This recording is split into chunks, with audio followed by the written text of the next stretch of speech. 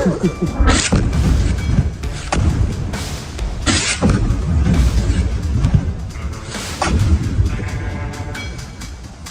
بس استنى في الثالث تعال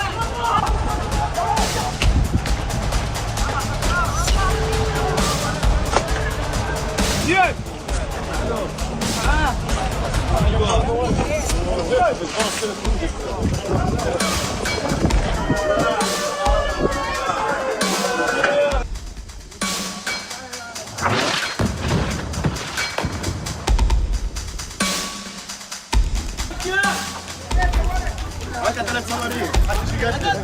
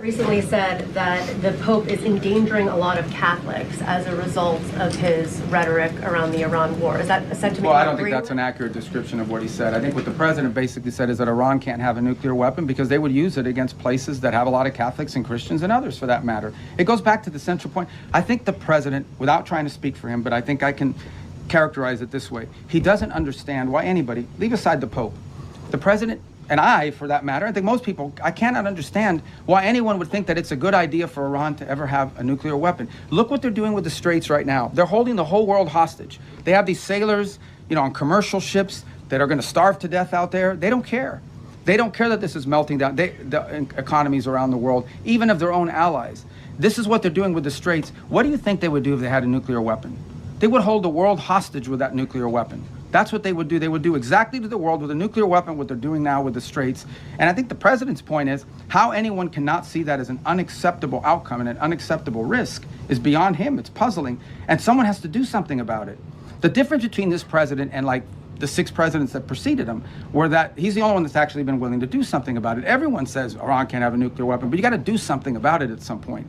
And he's been willing to address that threat. And that's what he promised he would do when he got elected, by the way, is address threats like this. Yeah, you.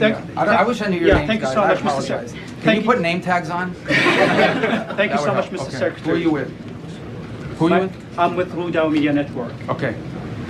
Mr. Secretary, the President has said multiple times that weapons were provided to the Kurdish groups to pass on the Iranian people. However, Kurdish political parties and the regional government says they have not received such a weapon. Even some claim these weapons remain in the U.S. base in the region. Can you clarify who those weapons were given to and whether you intend to retrieve them or still want to pass to the Iranian people? Yeah, look, ultimately, what the president is expressing, and I think has repeatedly, is he wished the Iranian people had, look, he's heartbroken by these images. Think about it. You're an Iranian, okay? You're unhappy that your economy doesn't work for you. You don't have freedom. You don't have an opportunity to express yourself. You've got friends that have been shot in the head because they're out protesting. And it's heartbreaking to him to see that these people are abused in this way and have no measures to take against their own government as a result of it. By the way, this goes back, you guys remember the protests in 2009 where they slaughtered people in the streets. This is a vicious regime, guys. Okay? These are people that hang people from cranes in the town square so everyone can see. They continue these executions of people and have done continue to do so for over a decade and a half now. And so I think what the president is expressing is the desire that he wishes the Iranian people had an ability to fight back against some of these things that are happening to them. And I would view that as distinct and separate from the specifics of this operation that was ongoing before it concluded, and certainly different from the operation that's going on now. Right there in the... Regarding Colombia, Mr. Secretary... Right behind you, not Colombia, right there. Yes, ma'am. Mr. Secretary, thank you so much. On Lebanon, are we in a ceasefire or less fire? And the second question, do you think you would be able to achieve an agreement between Lebanon and Israel without risking a civil war in Lebanon? What are you doing to risk? What are you doing to? No, I got it. I got the gist of your question. So look, here's the challenge with Lebanon. Okay, there's no problem between the Lebanese government and the Israeli government. Israel doesn't claim any land in Lebanon belongs to them, and by and large, I think a peace deal between Lebanon and Israel is imminently achievable and should be. The problem with Israel and Lebanon is not Israel or Lebanon, it's Hezbollah. Hezbollah operates from inside of Lebanese territory. They terrorize and attack Israelis, but they also are inflicting tremendous damage on the Lebanese people. The reason why Lebanon gets attacked by Israel is because of Hezbollah, because Hezbollah is hiding in some house, launching rockets against Israelis, and then they get hit. So what you're seeing now is Israeli responses to either attacks or perceived threats. And this is not new. This has been going on for a very long time. What is our hope? Our hope is to engage the Lebanese and Israeli governments under our mediation at the table to achieve this. And that is having Lebanese armed forces and a Lebanese government, not just with the willingness, but with the capability to begin to challenge Hezbollah and disarm them. Because the Lebanese people are also victims of Hezbollah. And by the way, on the topic of Hezbollah in Lebanon, who is behind Hezbollah? Why do they exist? They're an agent of Iran. If you go through that Middle East and you identify every problem, Hamas, Hezbollah, to some extent the Houthis, obviously, and others, behind every one of these groups is Tehran. So apart from the nuclear weapons, apart from all these other things, these guys are behind all the bad actors. Hezbollah is a wing. It's an extension of Iranian desire to destabilize the region. So we're very committed to this process. It's not going to be easy. You're asking me a complex question. You know this has been going on for a very long time. It's not going to be easy. We're going to do everything we can to make sure that both sides continue to talk so that progress can be made on some sort of permanent ceasefire that isn't constantly spoiled by Hezbollah and by Hezbollah violence. Right in the middle. Thank you, sir. I'm winging it, guys, okay? Right there, yes, sir. You mentioned the 2 U.S. ships that safely crossed the Strait of Hormuz. Are other ships being told it's safer to get back to regular levels, or are we still going to see limits in place for the foreseeable future? The announced this Project Freedom, and the goal of it is to, frankly, if you want to talk about it, it's to rescue like almost 23,000 civilians from 87 different countries that are trapped inside of the Gulf and left for dead. In the Persian Gulf by this Iranian regime. For more than 2 months now, these innocent sailors and commercial crew members have been stranded out at sea because Iran is conducting something that's not just criminal. It's criminal for sure, but it's desperate and destructive, this blockade of the Straits of Hormuz.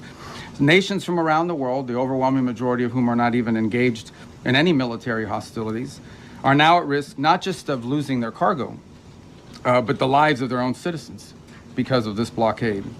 These ships, you don't leave a ship out there for this long. You start running out of food. You start running out of potable water, essential supplies, and they're at the mercy of this piracy. And what it is, it's piracy. And not only that, but some of them have been open fire on and rained down senseless attacks on several civilian ships already.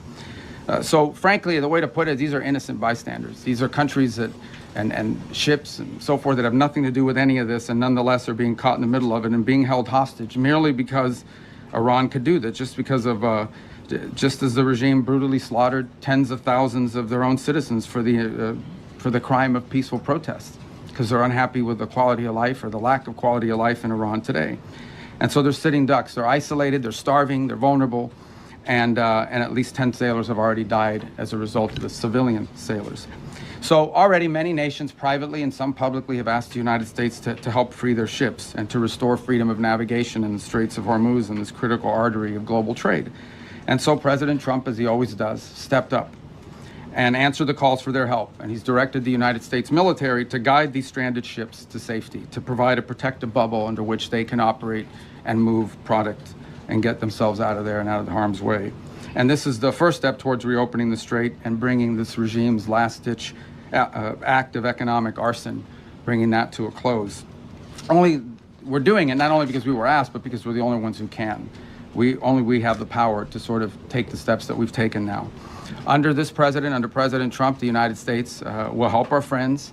We're going to stand up to rogue regimes like the one in Tehran, and we're going to be unashamed to use our power and our abilities to project military power in the service of our national interest above all else. Now, what's really important for you to report and for everyone to understand is this is not an offensive operation. This is a defensive operation. And what that means is very simple. There's no shooting unless we're shot at first. Okay, we're not attacking them. But if they're attacking us or they're attacking a ship, you need to respond to that. You're not going to let some fast boat come up on a ship and shoot it up. We're going to respond to it, and we've been successful at it. I don't know what the exact number is, but I know a number of those fast boats have now been targeted, and will continue to be if they pose a threat to our forces. We'll shoot down drones, we'll shoot down missiles, but it's defensive in nature. This is defensive. So if you hear stories about attacks and launching of firing back and forth, it's not back and forth. We are only responding if attacked first. This is a defensive operation, and that's what's occurring here. Just about the importance of the Straits for a moment. This is approximately a quarter of the world's oil trade, along with significant volumes of fuel and fertilizer that operate through the Straits of Hormuz. The Iranian regime cannot be allowed to dictate who uses this vital waterway. I don't think this is also being reported enough. Maybe you are reporting. I don't read everyone. I don't many damn outlets here. I don't know who you all are, but I mean, I know who some of you are, but I don't know who all of you are. But I will say this about it. This is an international waterway. Okay, this is an international waterway. And international law is very clear, and I love it because everybody always talks about international law, and this international law on this is very clear. International waterways, no country can control them. There is no international law that allows you to say, I'm going to put mines in an international body of water and I'm going to blow up ships that don't listen to us and try to go through. That's what Iran is doing. This is a criminal act. And someone needs to do something about it. Something needs to be done. It's completely illegal, completely illegitimate, and completely unacceptable. And that's why the United States military is guiding stranded commercial ships safely through the strait and is working to restore freedom of navigation and putting an end to these efforts to hold the global economy hostage. So far, as a proof of concept and as a proof of function, 2 U.S. flag merchant ships have successfully transferred the Strait of Hormuz in the first stages of this project, and they're now safely on their way. The U.S. military is deploying the necessary assets to extend this defensive umbrella over commercial shipping. But there should be no mistake. And as I said this already, this is a defensive operation. I want to reiterate that point. This is important to understand. If no shots are fired at these ships and no shots are fired at us, we're not firing shots. But if we're fired on, we will respond, and we will respond with lethal efficiency. The assets supporting this project, by the way, include guided missile destroyers, over 100 land and sea-based aircraft, multi-domain unmanned platforms, and 15,000 of the finest military service members on the planet. These forces have already destroyed, as I told you earlier, I thought it was 6, it's 7 Iranian fast boats that failed to heed our warnings. And by fast boats, we're talking about, some of these things look like Boston whalers. Okay, so these are not like Navy ships. But nonetheless, they come fast at these boats, try to swarm them, try to harm them. We're not going to let that happen. So 7 of them now sit at the bottom of the sea, along with, by the way, the rest of Iran's Navy. That's where you can find their Navy today. And we're going to continue to systematically clear this passageway through the straits to restore freedom of navigation. Now, while this project steadily progresses, Operation Economic Fury, continues to impose maximum pressure on the Iranian regime and what remains of their already frail economy. Today, inflation in Iran is 70%, and their currency is in total and complete freefall. U.S. sanctions enforcement is stepping up. It's moving in lockstep with the naval blockade to degrade Iran's capacity to generate, to move, and repatriate revenue. It directly targets the regime's primary revenue lifelines. The blockade alone is costing Iran as much as $500 million a day in lost revenue. 90% of total Iranian trade has been halted, causing permanent damage to Iran's oil infrastructure as wells are forced to shut in. Again, all of this is in response to their piracy. Okay, it cannot be that you have these straits and they blow up any ship that moves and the only ships that get to go through are theirs. You can't have a situation in which the straits are closed to everyone else, but they benefit from the piracy. That can't happen. That's why the blockade is in place, and that's why these sanctions are crippling them. Any foreign financial, and by the way, Treasury is now identifying and cutting off every dollar of revenue that's flowing to this regime. And so, look, any foreign financial institution or commercial actor that enables Iran's sanctions evasion is going to face secondary sanctions exposure and a loss of access to the U.S. financial system. As President Trump has said, and the facts clearly bear out, the United States of America holds all the cards. There is no scenario here in which if they decide to join a ladder of escalation, they wind up getting the last say. But our preference is for these straits to be opened to the way they're supposed to be opened, back to the way it was. Anyone can use it, no mines in the water, nobody paying tolls. That's what we have to get back to, and that's the goal here. Every day the conflict continues, however, our leverage on Iran will continue to increase, and their position will continue to weaken, especially as the blockade really begins to bite in conjunction with the sanctions. So, look, the time's come for Iran to make a sensible choice. And it's not easy for them to do that, obviously, because they have a fracture in their own leadership system. And apart from that, I mean, the top people in that government are, to say the least, they're insane in the brain. And so we need to address that, and it's difficult because it's hard to get past that in their system. But It's important for them to make a sensible choice and the one that's right for their people. The president, our president, has proven time and again that his preference is peace. But Iran must accept the reality of this situation and come to the negotiation table and accept terms that are good for them, but ultimately good for the world. The diplomatic path, if there's a real diplomatic path, I'm not always going to be one, but if there's a real diplomatic path and we continue to explore it, Steve and Jared are working on that very hard. If there is one there, it could be one that leads them to reconstruction, to prosperity, and to stability, and to not posing a threat to the world. The alternative is growing isolation, economic collapse, and ultimately total defeat. I know what the right choice is for Iran. I hope that the people over there making decisions will make the right one. The last point I would make, and it really is important for them to understand this, is they really shouldn't test the will of the United States, at least not under President Donald Trump. He has proven time and again that he will back up what he says. And if they test him, ultimately they will lose.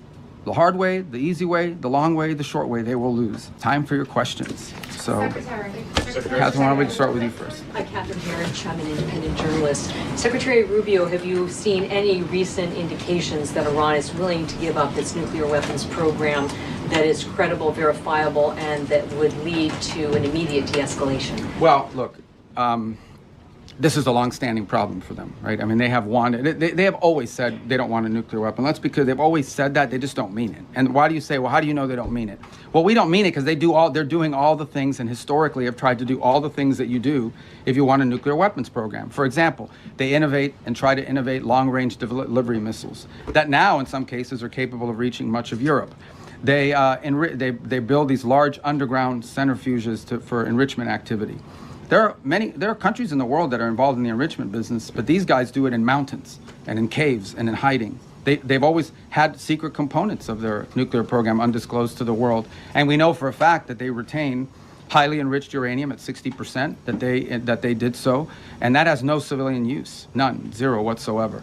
So they have an opportunity here to agree to something that will make it clear that they're not interested in a one thing is to say we don't want a nuclear weapon. Another thing is to do the things that prove you don't want a nuclear weapon. By the way, if what Iran wants is a civilian nuclear program for power plants and stuff like that, there are a lot of countries in the world that have that, and they don't enrich. They import the enriched material. You know, they could have that if that's what they wanted, but they're not acting like that's what they wanted. They're acting like they want a military, nuclear program. That's unacceptable. So that's the process we're engaged in now. To create, that's the object of this diplomacy, is to come up with some level of understanding about what are the topics that they've agreed to negotiate on. We don't have to have the actual agreement written out, and one day this is highly complex and highly technical. But we have to have a diplomatic solution that is very clear about the topics that they are willing to negotiate on and the extent and the concessions they're willing to make at the front end in order to make those talks worthwhile. That's what Steve and Jared and the whole team is working on, and I hope to have good news on it. That's the outcome we would prefer. That's the outcome we would have preferred a year ago. That's the outcome I think most of us would have preferred a long time ago. But that's not the option they've given us given their activity. All right, there's no way I can figure out who to call on. I'm just going to press right in the middle, right there, you right there, yeah. Right in the back row. Thank you, Mr. President. I'll go to you next. I can't get everyone. All right, go ahead. Thank you, Secretary Rubio. Keep going right. Welcome to the White House. What's that? Talking to me, sir? Yeah, to you, yes, sir. Thank you. I have two questions on two separate issues that come Do they under... get two questions for these? Two questions. There's a lot of people in here. That fall under your umbrella. All right, well, you answer. You can ask me two questions. I'll give you one answer. Go Thank ahead. you very much. I appreciate And I'll pick the one I like better. Thank you, Mr. Secretary. The first has to do with the blockade. There are lawmakers from both parties who claim the blockade is an act of war. What do you say to that? And my second question has to do with the fuel embargo of Cuba. How long, Mr. Secretary, will that last? Okay, two things. All right, good. I'll answer both your questions because I like the second one too. The first one on the blockade. And so why do we have a blockade? We have a blockade because they shut down the straits. So I don't know which members of Congress you're talking to, but here's what I would ask them. I would ask everybody here. It's very simple. These guys have shut down the Straits of Hormuz. This is what Iran is saying. We will shut down the straits. No one can go through. No country in the world can go through unless we allow you to go through, and you have to pay us. But our ships can go through, meaning the Iranian ships, as much as they want. That's crazy. Who would agree to that? So how are we going to have a situation where they get to close the straits to everybody, and the only people who are allowed to go through there 100% without paying anything are the Iranians? If you do that, they'll keep the straits closed forever. They're trying to make this some new normal. Okay, under no circumstances can we ever allow them to normalize the fact that they get to blow up commercial ships and put mines in the water. So the response to that is we're going to blockade your ships. If everyone's ships are not getting out, your ships are not getting out either. That's not an act of war. That's a defensive measure. It's a counter to what they have decided to do. You know what is an act of war? Putting mines in the water. Why don't the members of Congress, whoever it is complaining about it, they should be all over that. These guys put mines in the water. That alone, mining in the water is illegal, period, under any circumstances, and they've done it. This is crazy stuff, but this is what they've done.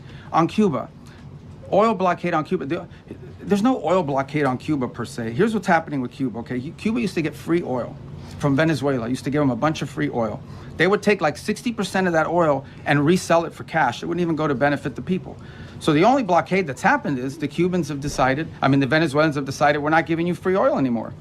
And you can only imagine nowadays, the way oil prices are, no one's giving away free oil, much less to a failed regime. So the problem with Cuba is worse, okay? Their economic model doesn't work. Doesn't work. And the people who are in charge can't fix it. And the reason that I can't fix it is not just because they're communists, that's bad enough, but they're incompetent communists. The only thing worse than a communist is an incompetent one. And that's what, so incompetent communists run that country. They don't know how to fix it. They really don't. And we have 90 miles from our shores, a failed state that also happens to be friendly territory for some of our adversaries. So it's an unacceptable status quo, and we'll be addressing it, but not today. Okay. All right, let's go to the front, right there. Secretary Rubio. Yeah. You are going to the Vatican to meet with the Pope. Is this an attempt to smooth things over with the Pope? We will now be taking questions. We'd like to start with the Associated Press.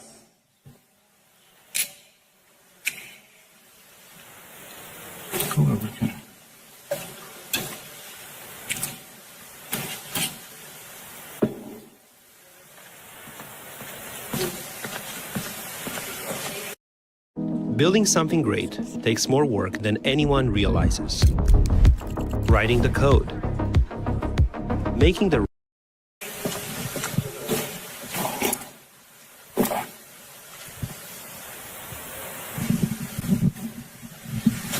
ultimate response in self-defense, Iran reserves all options to defend its security, interests, and people. Thank you very much.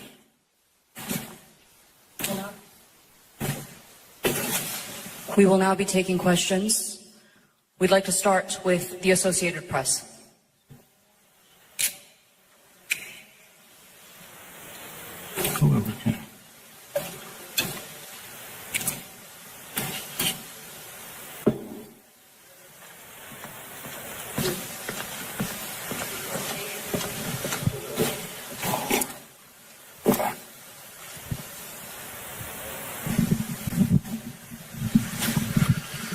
Sayın Bakan, müzakere kapıları hala açık mı Distinguished Minister, görüyorsunuz? are the doors for negotiation still open?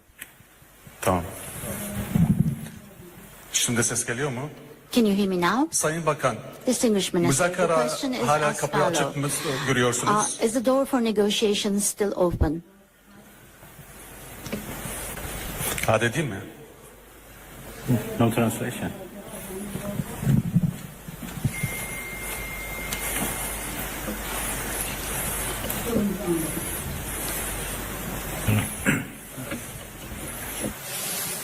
Interpreter, please speak.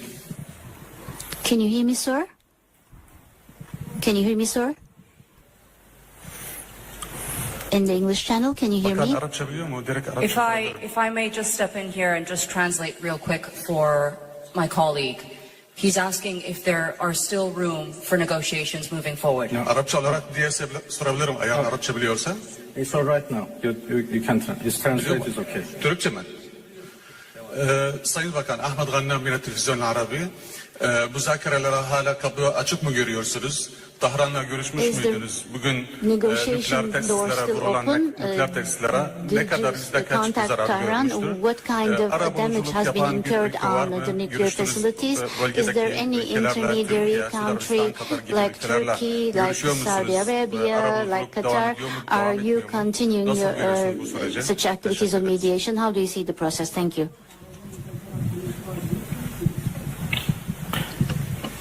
Well, I have been in touch with Tehran, of course. I still do not have exact information about level of damages, but I don't think it matters how much damages have been made. Attacking a nuclear facility by itself is an unforgivable violation of international law and should be condemned. Yesterday, as I said, I had discussion and talks with a number of foreign ministers of the region. Almost all of them are very much concerned and interested to play a role to end this aggression by Israel, of course. They were worried about a possible attack by the United States, but yesterday we were all talking about how to stop the Israeli aggression. Well, of course, the door for diplomacy should be always keep open, but this is not the case right now. My country has been under attack, under aggression, and we have to respond based on our legitimate right of self-defense. And we will do that as long as needed and necessary. We'd now like to take a question from Al Jazeera.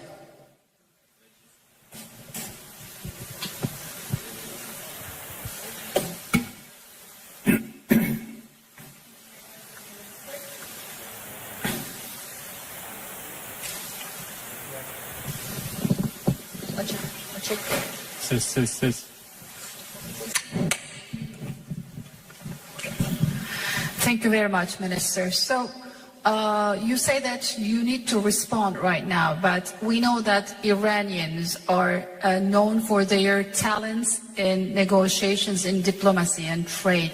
What would be the conditions after responding for Iran to come back to a negotiation table, maybe with the US as well? And Turkey has been offering that Ankara can mediate for a trilateral between Turkey, US and Iran. What would be your response to that? Because right now the US is technically involved in this conflict. Thank you. Well, I think it is irrelevant to ask Iran to return to diplomacy, because we were in the middle of diplomacy. We were in the middle of talks with the United States when Israelis blew it up. We were in the middle of talks and negotiation with Europeans, happened only 2 days ago in Geneva, when this time Americans decided to go, blew it up. And again, we were in the middle of talks and negotiation with Europeans, happened only 2 days ago in Geneva, when this time Americans decided to blow it up. So we were in diplomacy, but we were attacked militarily. So it was not Iran, but the US who betrayed diplomacy. They betrayed negotiations. When at the middle of negotiations with us, they gave green light to Israelis, if not instructed them to attack Iran's nuclear facilities. I think they have proved that they are not men of diplomacy, and they only understand the language of threat and force. And this is very unfortunate. The United States showed that they have no respect to United Nations Charter. They have no respect to international law. They have no respect to any international law regarding managing the world and facing challenges of the world. There is no red line that they have not crossed. And the last one, and the most dangerous one, happened only last night, when they crossed a very big red line by attacking nuclear facilities. I don't know how much room is left for diplomacy. We are now calculating the damages. And as I said, the damages are not only for our nuclear facilities, the damages are for the United Nations Charter. It was not only Iran's facilities which was bombed, it was also the United Nations Charter. It was also non-proliferation regime and NPT which was bombed last night by Americans. And it was the rule of law and international law which was bombed. So now we have to see how much room is left for diplomacy, and we will decide. I'd like to hand over to TRT World.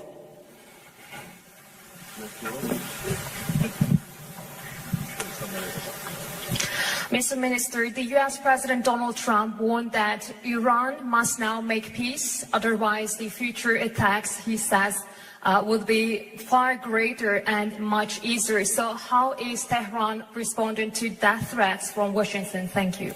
I think it's not up to Iran to respond to that. The whole international community should respond of such a clear threat against the United Nations Charter. Iran has done nothing wrong. We do not understand why Iran should be attacked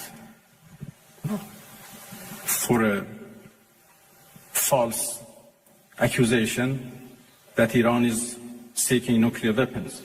It's now more than 20 years that we are trying to prove that our peaceful nuclear program is in fact peaceful and would remain peaceful.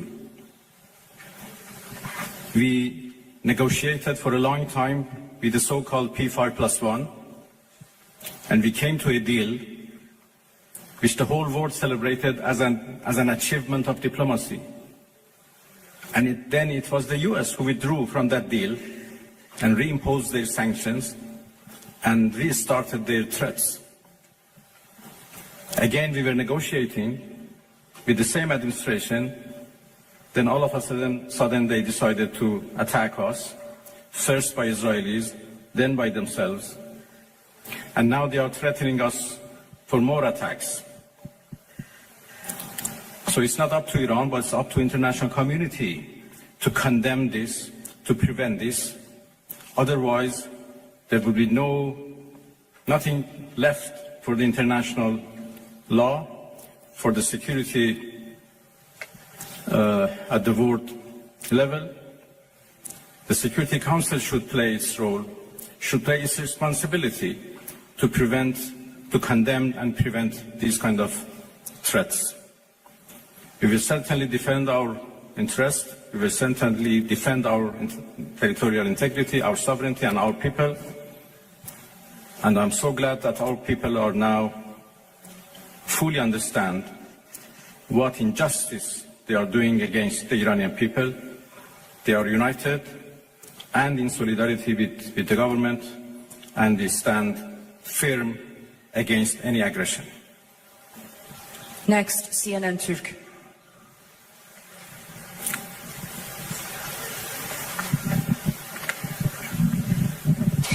Mr. Minister, how do you assess the West's stance on Israel massacres? No one seems to mention Israel's allegedly illegal nuclear weapons. The German Chancellor even said Israel is doing the dirty work for us. So what is your response? Thank you. Well, what should I say? You said everything. That Iran is under attack by a nuclear-armed superpower and a nuclear-armed regime. And Iran, as you know, is a non-nuclear-armed country. That should be certainly condemned. If not, the whole non-proliferation regime would be undermined and would be defeated. Iran is a committed member of NPT. But NPT is not able to protect us. So why a country like Iran or other countries who are interested to have a peaceful nuclear energy should rely on NPT for their peaceful activities?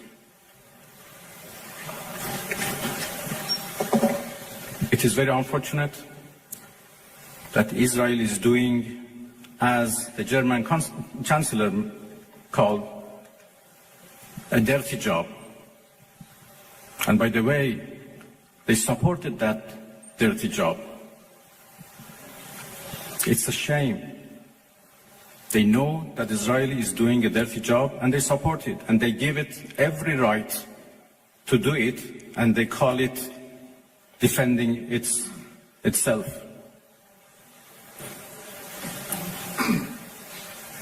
It's really a shame. Pardon?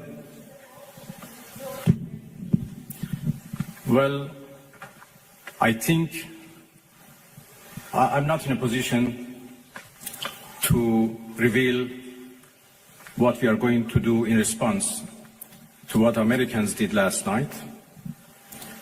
I just talked about the fact that NPT failed to protect Iran from and its peaceful nuclear program. And this is a serious challenge. Next, we'd like to take a question from IRIB.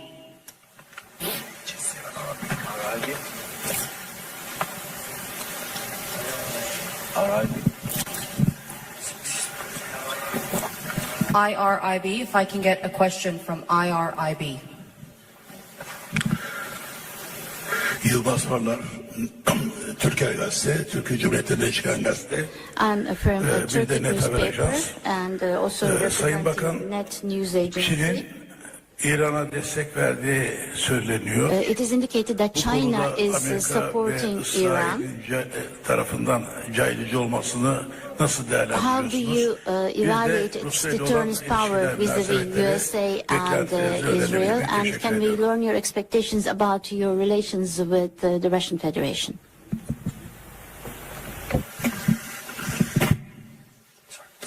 Well, there was a problem with the translation, or I think with the device, it doesn't work properly. I understood the last part of your question. Well, I'm going to Moscow this afternoon, and I have a meeting with President Putin tomorrow morning. Russia is a friend of Iran, and we enjoy a strategic partnership, and we always consult with each other and coordinate our positions. Russia has been a part and the participants of JCPOA, so they have been always a party to nuclear negotiations. And even in the past 2-3 months that we were negotiating with the United States, we always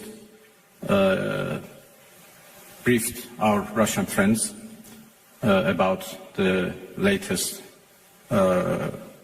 about any progress or a lack of progress in our talks. Well, I will have serious consultations with the Russian president tomorrow, and we continue to work with each other. Russia is also a permanent member of the Security Council, and we know that they were trying, together with China, to introduce a resolution to the Security Council for the cessation of hostilities. Obviously, now the situation has been changed, and I will have discussion with them at how it should be proceeded. The final question from IRIB, if we can hand over the microphone to the gentleman right there. Thank you.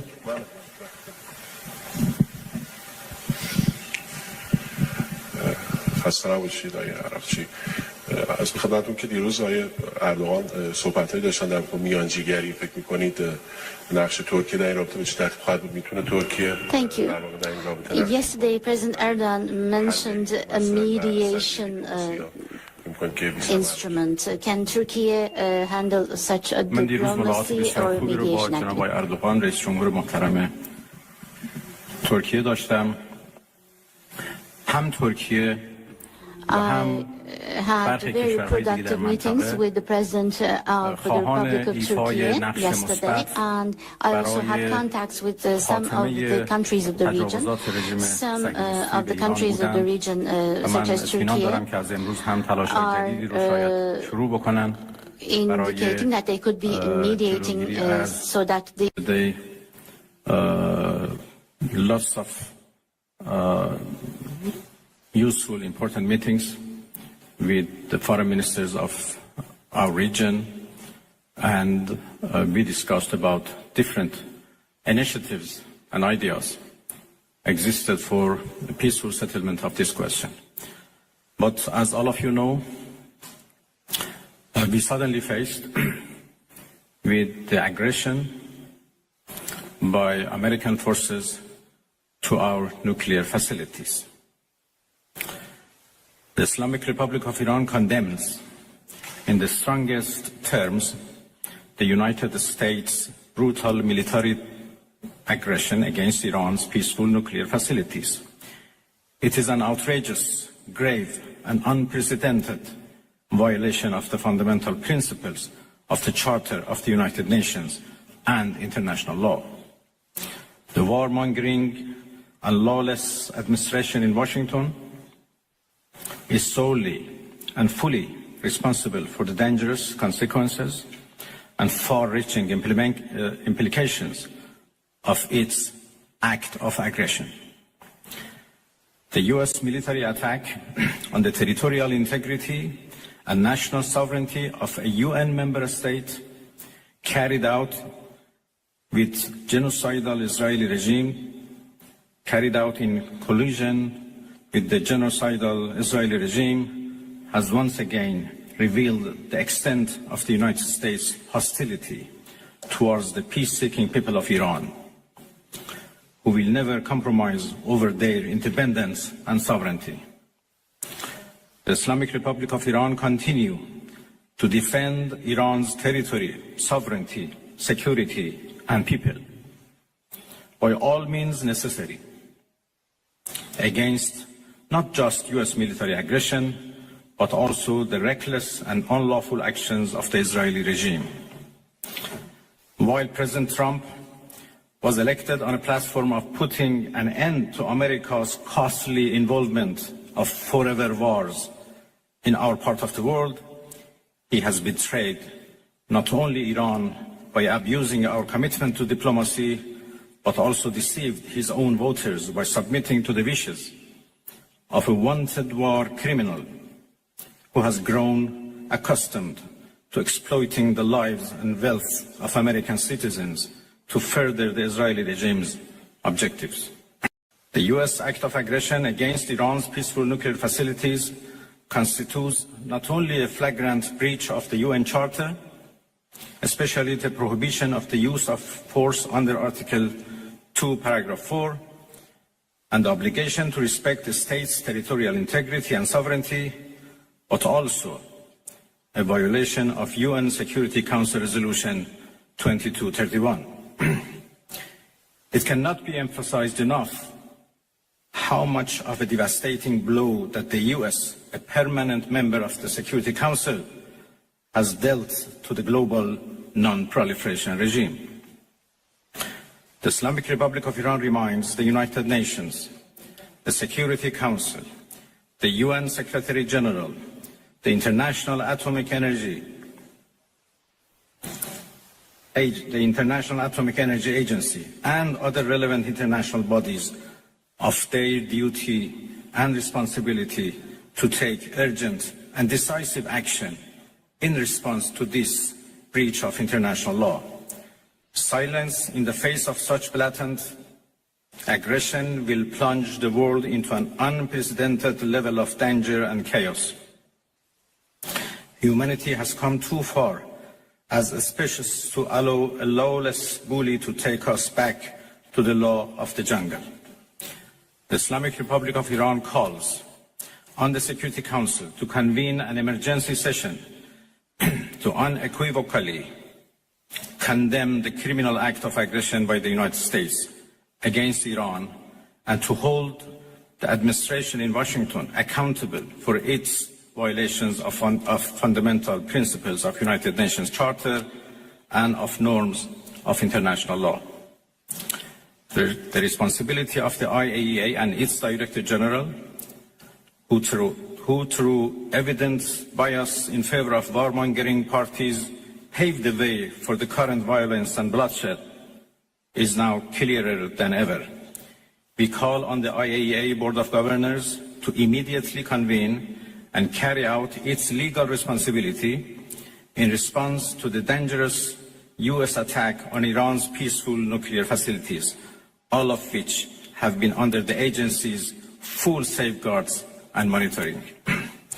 The world must not forget that it was the United States which, in the midst of a process to forge a diplomatic outcome, betrayed diplomacy by supporting the genocidal Israeli regime's launch of an illegal war of aggression on the Iranian nation. Not content with such malign actions, the United States itself has now also opted for a dangerous military operation and aggression against the people of Iran. In doing so, the US administration holds sole and full responsibility for the consequences of its actions, including the Islamic Republic of Iran's right to self-defense under the principles of the United Charter. In accordance with the UN Charter and its provisions allowing a legitimate response in self-defense, Iran reserves all options to defend its security interests and people. Thank you very much.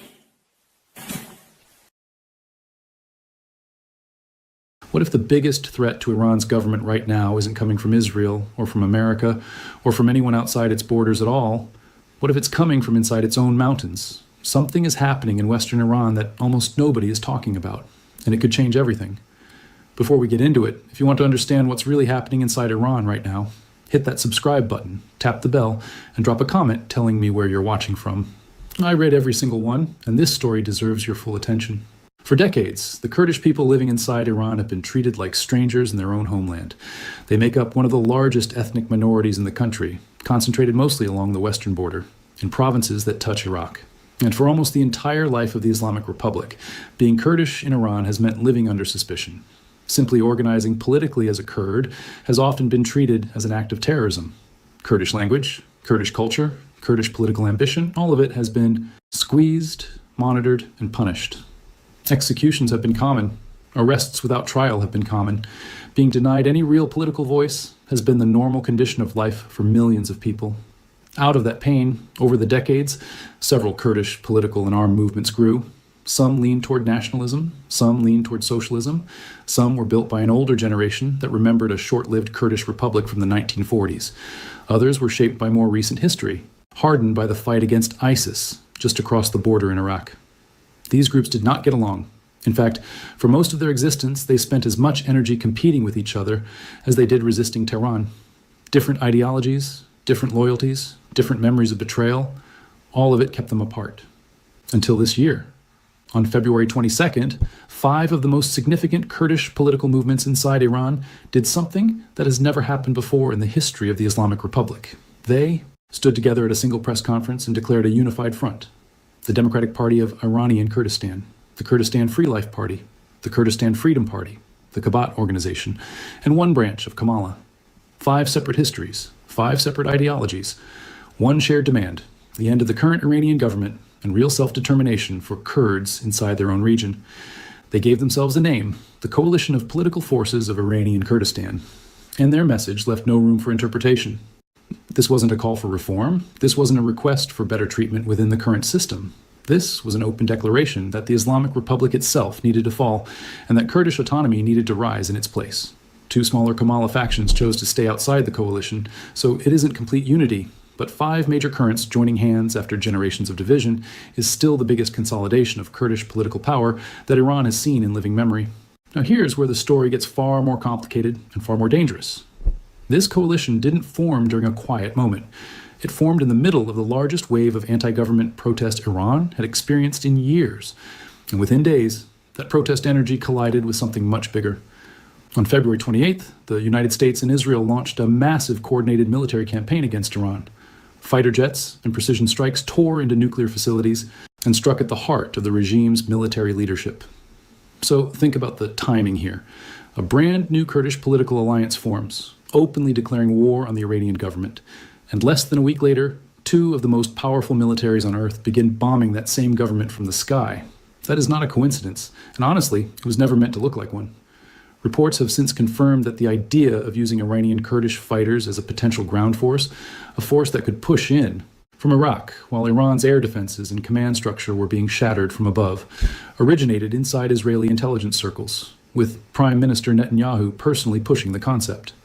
The CIA reportedly joined the effort not long after. This wasn't some accident of history.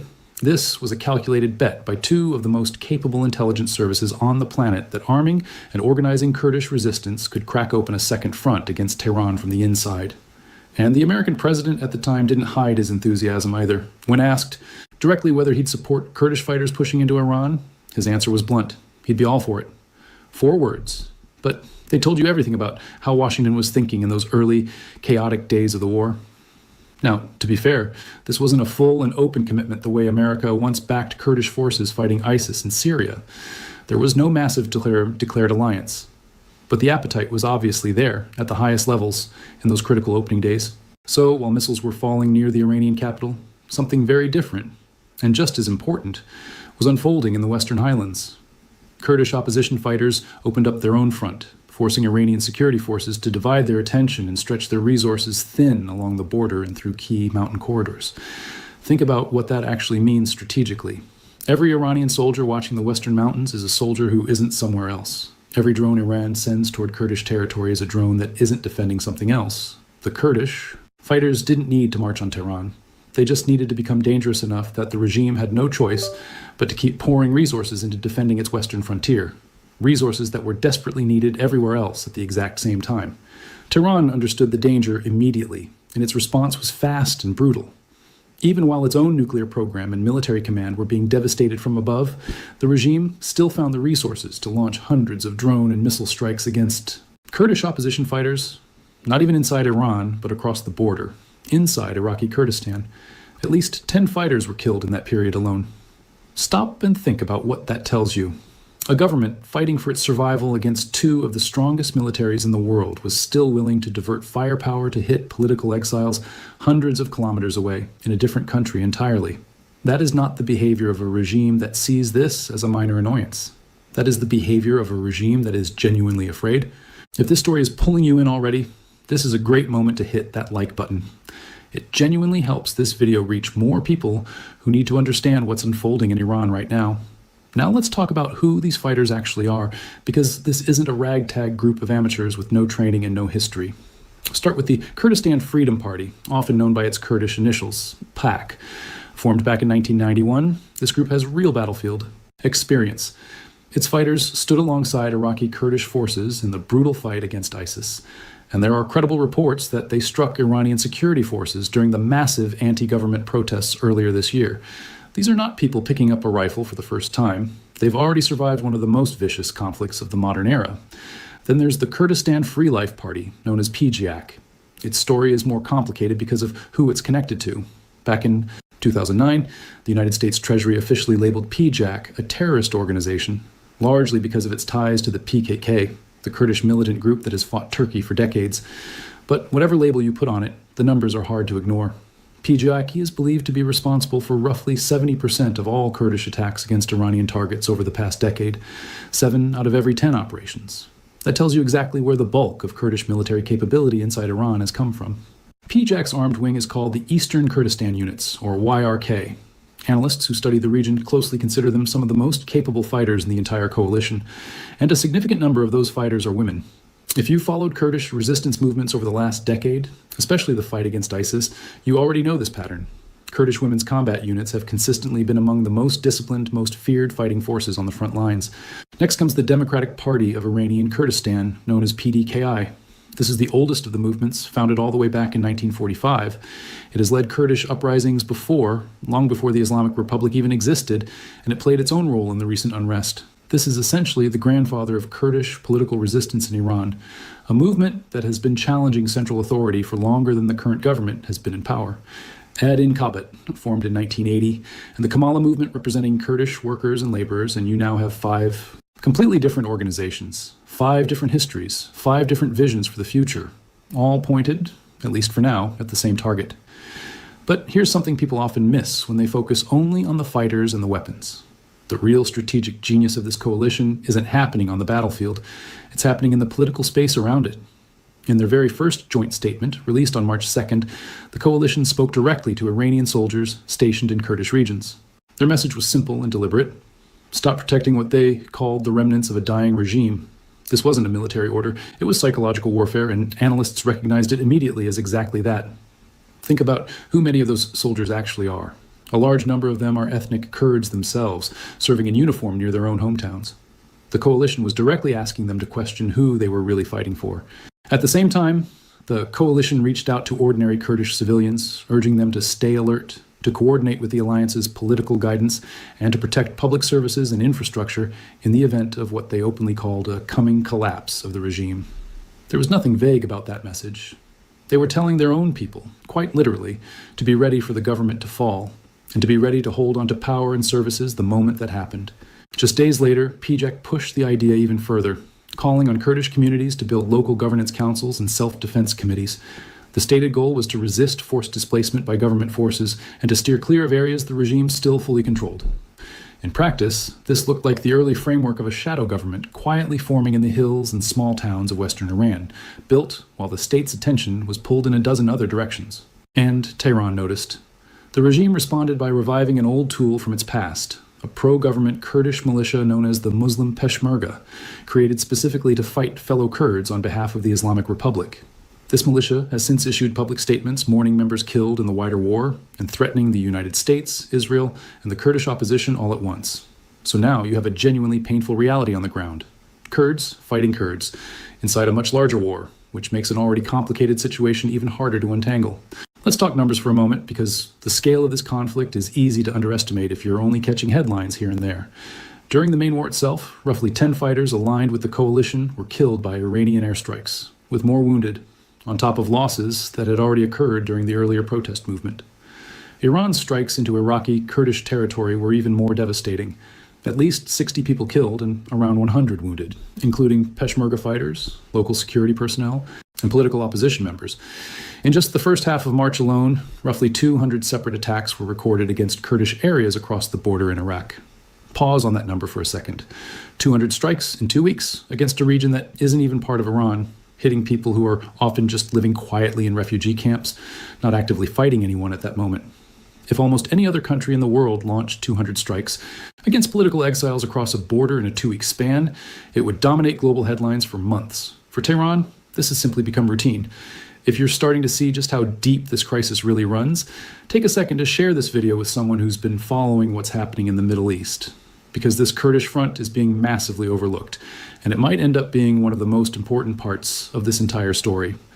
Now let's jump forward, because you might assume that once the bigger war between Iran, the US, and Israel cooled down, the Kurdish front would quiet down too. It didn't. If anything, it got worse. On June 17th, Iran and the United States signed an agreement to halt hostilities in the wider conflict. Airstrikes on Iran's nuclear sites stopped. Global media coverage of the war began to fade. Most people assumed that meant the fighting was over. Full stop. But in the Kurdish mountains, the opposite happened. With outside pressure easing off, Tehran suddenly had far more room to focus, almost entirely on what it saw as its most dangerous internal threat, before it could grow any further. By the last days of June, the fighting picked back up hard. Clashes broke out between PJAK and Iranian Revolutionary Guard forces near Merivan and areas south of Mahabad. Within days, the violence had spread toward the border zones near Bane, Sardasht, and Sakez, pulling in other groups, including PDKI. PJAK's explanation for this new wave of violence was direct. They argued that the moment American pressure eased off, Iran turned its full attention toward crushing Kurdish opposition, since it no longer had to worry about the threat of U.S. strikes. In other words, the ceasefire with Washington didn't bring peace to Western Iran. It simply freed Tehran up to fight a different war, closer to home. Two well-known Kurdish cultural figures were killed during this period, and their deaths triggered anger across the region. A spokesperson for PJAK summed up the mood in a single chilling sentence: when the regime responds to Kurdish society with executions, assassinations, and mass killings, Kurds will respond with what they consider legitimate self-defense. That is not the language of a movement looking for a way out. That is the language of people who believe they are fighting for their survival with nothing left to lose. Let's walk through exactly how the last few weeks unfolded, because the pace of this violence has been intense. On the night of June 29th, 2 members of Iran's Revolutionary Guard were shot and killed outside their homes in the city of Pave, in a majority Kurdish province. The very next day, 6 more Revolutionary Guard personnel died in a separate confrontation. PJAK's armed wing engaged in scattered fighting across Bane, Pave, and Mahabad, 3 towns, sometimes hundreds of kilometers apart, all seeing violence within roughly 48 hours. That kind of spread isn't random. It's the sign of a coordinated, widening campaign. Then, on July 1st, one of the deadliest single incidents of this entire renewed phase took place. Iranian forces ambushed a vehicle carrying PDKI fighters near a village close to S.A.R. Reports vary slightly. Iranian state media claimed 5 opposition fighters were eliminated, while the group itself said 6 of its 8 fighters in that vehicle were killed. Either way, combined with other clashes that same week, roughly 10 Kurdish opposition fighters lost their lives in just a handful of days. Widen the lens even further, and the picture becomes staggering. Since this crisis began back in February, the Kurdish region has absorbed more than 850 separate attacks, according to Kurdish human rights monitors, resulting in at least 6 civilian deaths and dozens more wounded. But here's the part that often gets left out of the story. This isn't a one-sided massacre where Kurdish fighters simply show up to die. They are inflicting real losses of their own. In a single day, 4 Iranian security personnel were reported killed in 2 separate armed incidents across western Iran. Iran's own state-linked media acknowledged that 2 of its personnel were killed and 2 more wounded in what it called a terrorist attack in Pave. In Bane, gunmen struck a police checkpoint, killing 2 officers and wounding several others, tragically including a 3-year-old girl caught in the crossfire. Regional monitors reported at least 3 more Iranian security deaths in a separate operation near Pave, following clashes in both Merivan and Mahabad. A new name even emerged during this period, claiming responsibility for one of these attacks, a group calling itself Zori Hewa, which roughly translates to Ray of Hope. Analysts who track these movements say that when a brand new name suddenly appears like this, it's rarely an entirely new organization forming out of nowhere. More often, it's an existing group operating under a fresh label, whether for security reasons or messaging purposes. But whether it's a genuinely new formation or simply a rebrand, one thing is clear. New banners appearing at all is a sign that the appetite for armed resistance in these provinces is growing, not shrinking. By the middle of July, this had stopped looking like scattered unrest and started looking like something far more serious, the early shape of a real insurgency.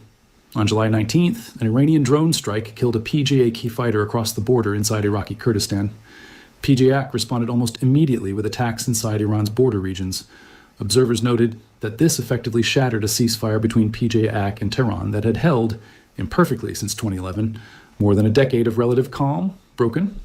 PJAK made its position crystal clear, stating it would not lay down its weapons the way the PKK has done as part of its own separate reconciliation process with Turkey, and that it would respond militarily to any attack against it.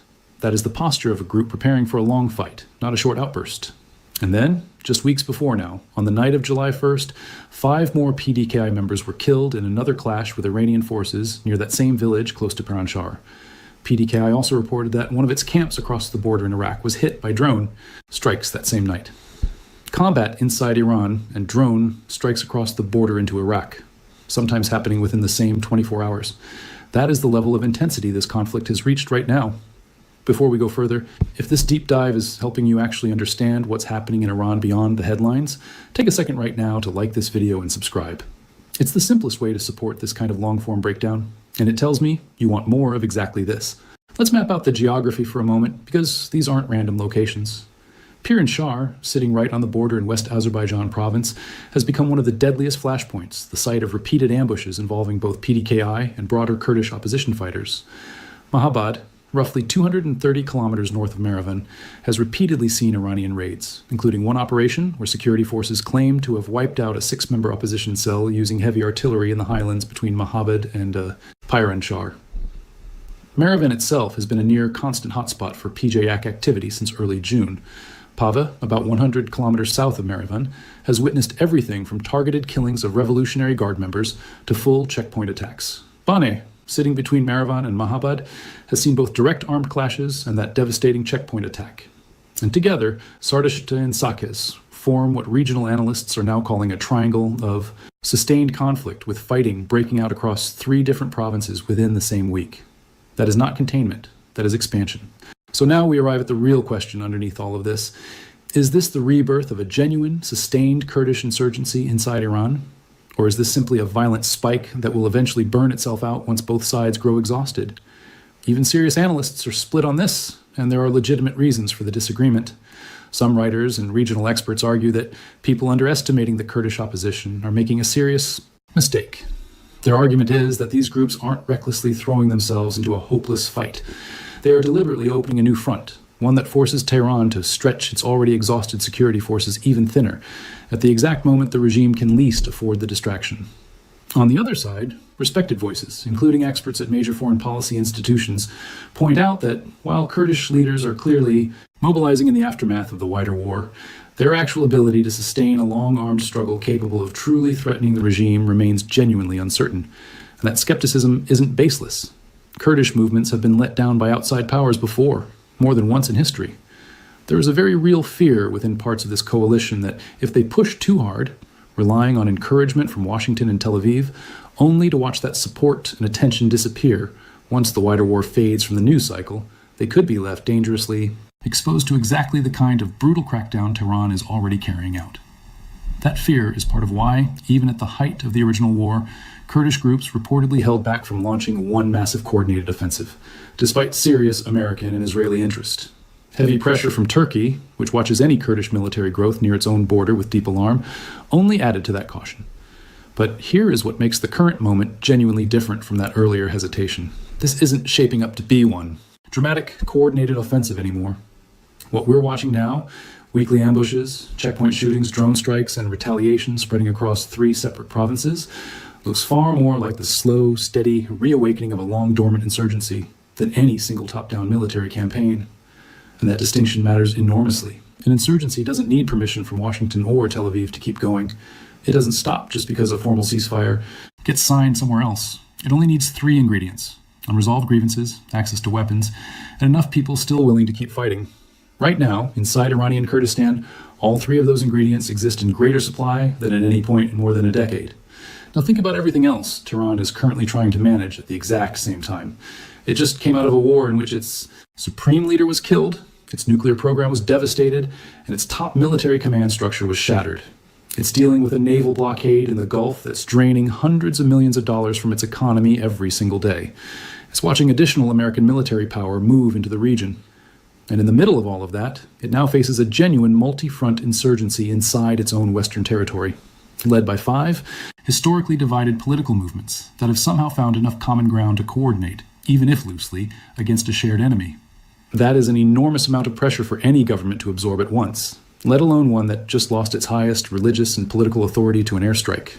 And the regime's own behavior tells you everything about how seriously it takes this threat. When a government is willing to launch 200 strikes into a neighboring country in just 2 weeks to hit political exiles, that's fear. When it resurrects an old pro-government militia, specifically designed to turn Kurds against each other, that's fear. When it stages ambushes deep in the mountains and bombs refugee camps across an international border, that's not the behavior of a confident state that believes this problem will simply fade away on its own. That is the behavior of a leadership genuinely worried that its western frontier could unravel, the same way so many other things have unraveled for it this year. So where does this go from here? If the current pattern continues, expect this conflict to keep escalating in waves rather than exploding into one single decisive battle. Expect more ambushes around places like Pir and Shar and Pave. Expect more Iranian strikes across the border into Iraqi Kurdistan, which will keep placing enormous pressure on regional authorities in Erbil, who are stuck walking an impossible line between avoiding Tehran's fury and appearing to abandon fellow Kurds.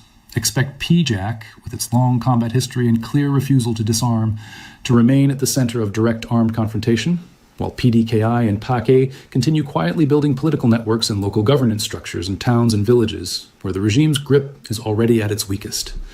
And expect Tehran to keep reaching for the only tool it seems to trust anymore.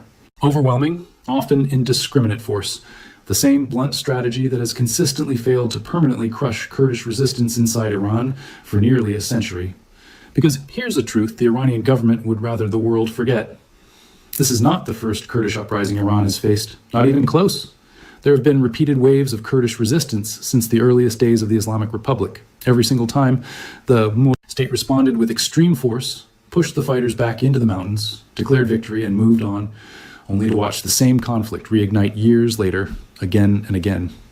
What makes this moment genuinely different isn't the resistance itself. It's everything surrounding it. This isn't happening in isolation. It's happening while the regime is still reeling from a devastating war, while it's trying to survive a maritime blockade choking its economy, while it's facing a population that has already proven more than once that it's willing to fill the streets in protest. And now, on top of every single one of those pressures, it has to try to suppress an armed rebellion as well. Any one of these crises alone might be manageable for a government with decades of experience crushing dissent. But all of them together, hitting a system that just lost its supreme leader, is an entirely different equation. Whether this coalition can hold together long enough to truly change the course of events is still an open question. Alliances built out of decades of rivalry have a long history of collapsing under pressure, especially when outside support becomes unreliable. History is full of moments where Kurdish movements were given grand promises by powerful allies, only to watch that support quietly vanish the moment the geopolitical winds shifted somewhere else. But right now, in the mountains of western Iran, something rare and undeniable is happening. 5 movements that barely spoke to one another for decades are now coordinating. Their fighters are dying, but they are also inflicting serious losses on the forces sent to crush them. Local governance structures are quietly forming in places the regime once assumed it fully controlled. And the security forces of the supreme leader himself are being ambushed on roads they once considered completely safe. However this story ultimately ends, it already stands as one of the most serious internal years. And it's unfolding at the exact moment the regime is least prepared to handle it. So here's the real question worth sitting with.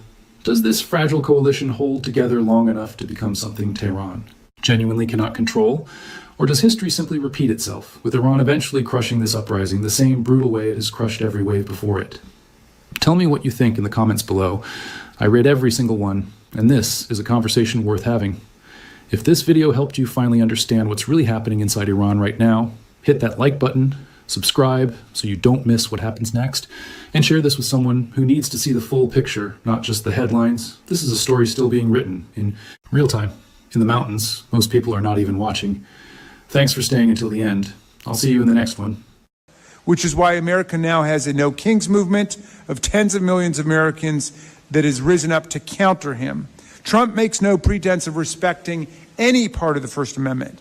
He merges his insatiable greed and his authoritarian politics with his snarling dictatorial desire to stamp out any political, legislative, social, cultural, or intellectual expression that he personally disagrees with.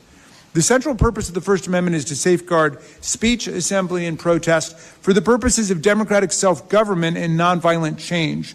But Trump and MAGA have built a masked paramilitary force in ICE and unleashed it, along with CBP agents, to harass, attack, arrest, and even kill Americans for exercising their First Amendment rights to record and protest government actions taking place in the public space. Unprovoked and unjustified, Trump's ICE soldiers shot down and killed in cold blood 2 U.S. citizens, Renee Good, a 37-year-old poet and mother of 3, and Alex Preddy, a VA ICU nurse, both of whom were peacefully observing and protesting the actions of federal immigration officers taking place on public streets in Minneapolis. Many others have died or been wounded in Stephen Miller's reign of terror against American communities. A young man protesting in California is permanently blind in one eye thanks to federal officers hurling a projectile towards him. An emergency room nurse in Oregon, peacefully protesting government violence, was hit in the face with a tear gas canister. Rather than investigate these murders and assaults on citizens, of course, the Trump DOJ defames the victims, calling them domestic terrorists and claiming they were going to assassinate ICE officials or otherwise were themselves at fault. Well, if they're willing to kill Americans for their speech, you know there's nothing else they won't do to us. They kicked off the authoritarian parade by issuing executive orders against law firms disfavored by Trump, purporting to ban their lawyers forever from federal contracts, federal employment, even federal buildings, including federal courthouses. These blatantly unconstitutional orders ultimately struck down on free speech, right to counsel, and due process grounds, succeeded in intimidating enough law firms to settle with Trump to gain him and his MAGA movement $1 billion worth of pro bono services for any causes or cases that Trump chooses. Again, nothing like this has ever happened in American history. He executed a parallel shakedown on colleges and universities, threatening their grants, their financial aid programs, and their student visas if they wouldn't allow Trump to take over their admissions processes, their faculty hiring, their curricular offerings and course content. This brutal assault on academic freedom has taken a huge toll on American universities and continues to this day. Meantime, Trump has engineered a new trademark shakedown of broadcast and media entities, suing them personally for millions or billions of dollars on totally frivolous grounds, and then using the Federal Communications Commission as a weapon and a cudgel to force their compliance and settlement of fines with the president. Trump sued 60 Minutes and CBS for $20 billion for the frivolous cause of action that he thought an interview, not with him, but with Kamala Harris, was edited, in Trump's view, too favorably towards her. And then he walked away with a cool $16 million in a shakedown settlement for his personal library, all part of now a familiar pattern. When he doesn't like the news, he sues the broadcaster and unleashes the FCC on them until they pay up and agree to have a pro-Trump MAGA government minder or spy stationed in their office. The Republican-controlled FCC essentially blackmailed media companies Skydance and Paramount into agreeing to install a spy to police CBS News to make sure that they're being sufficiently pro-Trump in order to get approval of a merger they wanted from the FCC. Donald Trump doesn't have a First Amendment bone in his body. He calls the free press the enemy of the people, when the press are the people's best friend. He calls reporters the most dishonest people ever created by God. During his first term, he threatened to change libel laws to make it easier for him to sue the media that publish unflattering pieces, though truthful, about him. The administration has banned news organizations from the White House press pool for reporting stories he doesn't like. And the FBI, astonishingly, just executed a search warrant at the home of a Washington Post reporter, seizing her phone, 2 laptops, and a smartwatch in connection with the case of a government contractor who was accused of taking home classified material. The administration has systematically deleted the use of politically incorrect words on government websites like diversity or equity or science-based, a completely Orwellian exercise in the censorship and manipulation of ordinary language. Trump has turned public schools run by the Department of Defense into political pawns of his censorship regime, banning books like To Kill a Mockingbird by Harper Lee and The Kite Runner by Khaled Hosseini, or Native Son by Richard Wright, or George Orwell's 1984, or The Handmaid's Tale by Margaret Atwood, for the curriculum which thousands of children of armed service members attend. Those books are no longer available to them. It never ceases to amaze me how they keep censoring books about censorship, like 1984 or The Handmaid's Tale. And this administration has been waging a war on civil society groups threatening to remove the tax-exempt status of organizations critical of his administration and issuing an executive order purporting to designate Antifa as a domestic terrorist organization, despite the fact that they cannot identify its headquarters, its organizational structure, or its leadership. Well, of course, not designating the Proud Boys, the Oath Keepers, the Three Percenters, or a host of violent white supremacist groups. Well, all of these attacks on freedom, democracy, the rule of law, the right to assemble, the right to petition for redress of grievances, the right to free press, all of them have kick-started in an equal and opposite reaction. Millions of people are standing up for the freedom of speech across the country, for the rights of people to protest, for the rights of the press to do their jobs unimpeded and unintimidated. The people of Minneapolis have shown us the way by engaging in collective solidarity and mutual self-help to challenge authoritarianism, and millions of Americans have been participating in the No Kings protests across the country and are getting for another one coming up at the end of March. And an astounding 3 million people canceled their Disney and Hulu subscriptions after ABC, under pressure from Trump and his FCC chair, Brendan Carr, suspended Jimmy Kimmel Live in response to a joke, calling into question President Trump's views. The show returned to air a week after the suspension. So America's still a country that loves freedom and loves the First Amendment and is standing up for the First Amendment, and that, along with courts that are increasingly taking on the president, will be our way through this before we can get to the next election. I thank, again, Ms. Scanlon for organizing this, and thank our panelists for their participation, and I look forward to the dialogue today, and I yield back to you.